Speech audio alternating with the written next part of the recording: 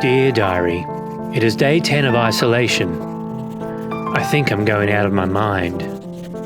I have called everyone I can, some of them 2 or 7 times. Even my mum says I'm calling her too much.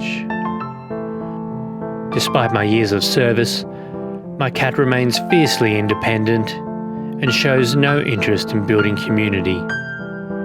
Even my beloved houseplant offers me little consolation.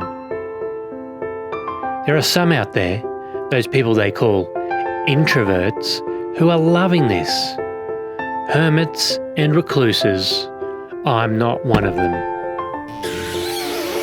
But we are isolating for a time and a reason, and my situation doesn't compare with the people who are doing it tough right now. But I really don't want this to go too long. Back in the 1st century, in the time of Jesus, there were some who were forced to be alone. There were those with skin diseases like leprosy. They were cast out from community and had to cry out unclean any time someone came near. They were to never touch or be touched by anyone. But Jesus reached out to heal them. There was a woman who had been bleeding for 12 years and spent all her money with doctors hoping to be healed. She was a social and religious outcast. But she reached out to Jesus, and Jesus restored her. The tax collectors were hated outcasts because they worked for the enemy. But Jesus invited himself to eat with them. Jesus came for the outcast and the isolated.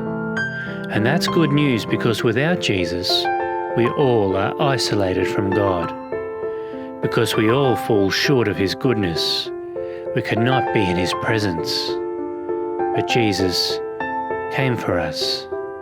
He became an outcast for us. He endured isolation for us. He went to the cross, taking on our shame to bring us back to God. And he rose to life, beating death and giving us the hope of a certain future. This season will be very different for us, because to different degrees we will be on our own.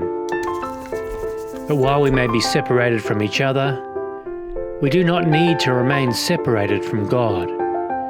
Jesus came to end the isolation. And with your trust in Jesus, you are united with your Creator. And united with him, we are never alone.